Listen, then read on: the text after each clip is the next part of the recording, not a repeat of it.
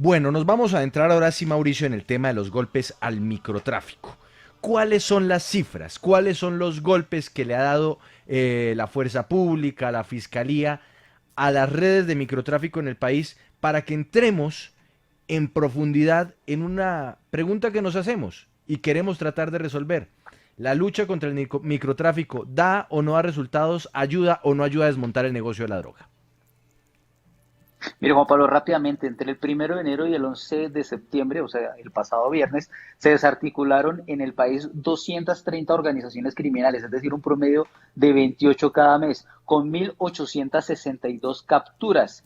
Y las ciudades con mayor número de bandas desarticuladas fueron Bogotá con 61 casos, Antioquia 27, Cali 17, el departamento de Cundinamarca con 13 y el departamento del Valle del Cauca con 11. En cuanto a incautaciones, marihuana se habla de 34.725 kilogramos y cocaína 24.555 kilogramos. Julio es el mes con mejores resultados de las autoridades, con más de 15.000 kilos de cocaína y marihuana incautados, seguidos de agosto con 14.000 kilos.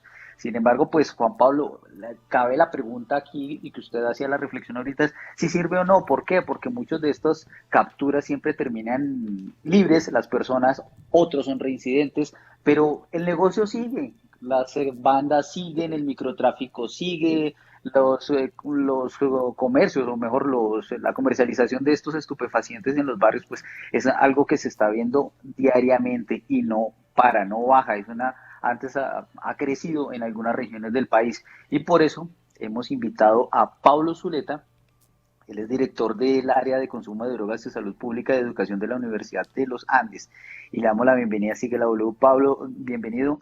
Queremos, bueno, le pregunto inicialmente, estos golpes que se dan contra el microtráfico, ¿sí es un duro golpe a las estructuras, a ese eslabón, a uno de los eslabones del narcotráfico en el país?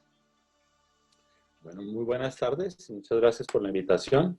Bueno, en principio este tipo de información con respecto al impacto que puede causar es completamente incierto. Si uno revisa el contexto histórico desde la prohibición de la marihuana en el 1937 o de la cocaína en 1914, pues la persecución sobre el tráfico y el microtráfico no ha servido de nada. Si lo vemos de la perspectiva actual, es decir, ¿qué proyecto tiene actualmente la seguridad, la policía, para buscar indicadores sobre las dinámicas del mercado?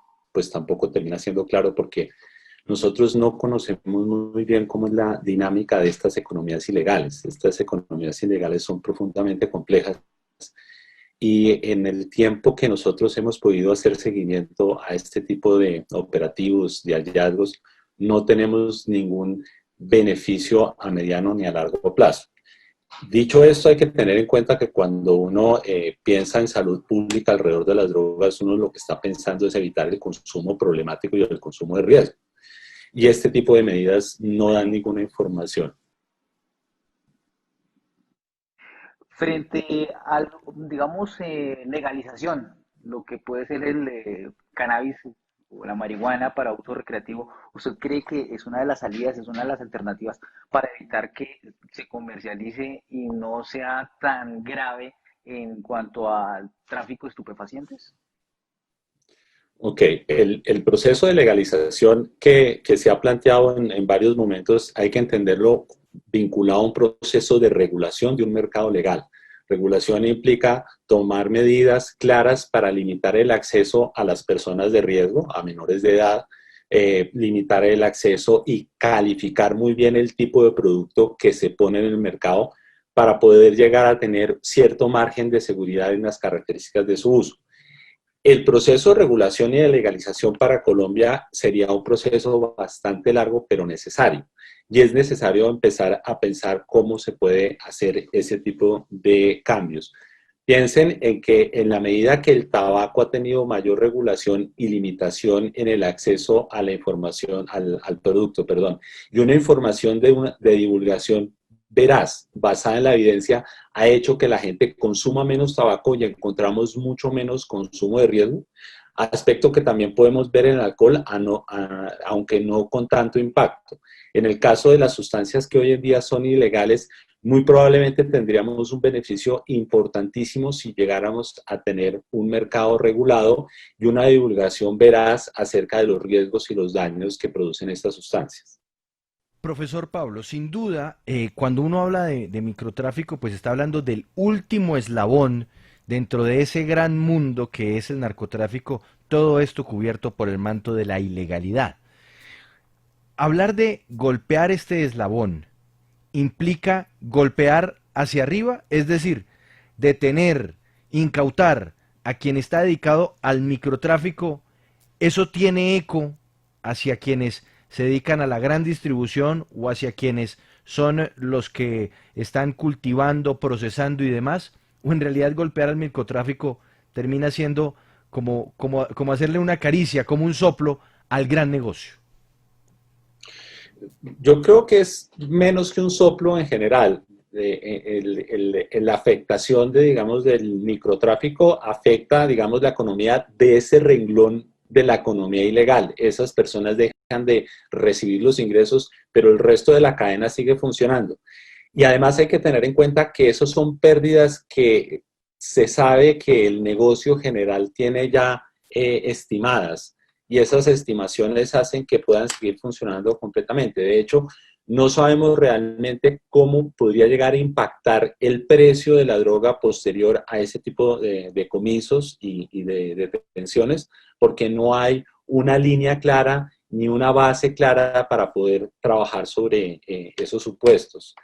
Es un hallazgo importante para la policía en términos de acción, pero no nos permite evaluar qué impacto realmente tiene, y en principio lo que uno termina, digamos, concluyendo es que no afecta a mayor cosa, sino solamente a aquellas personas que terminan siendo detenidas, con lo que decía hace un momento Mauricio, y que terminan libres muy rápidamente. Es que eso es lo otro que yo quiero preguntarle. Esas personas que son detenidas pertenecen a la gran estructura. No sé, le pongo un ejemplo. Digamos, un cartel en Colombia que esté vinculado, diga usted, con algún grupo armado ilegal.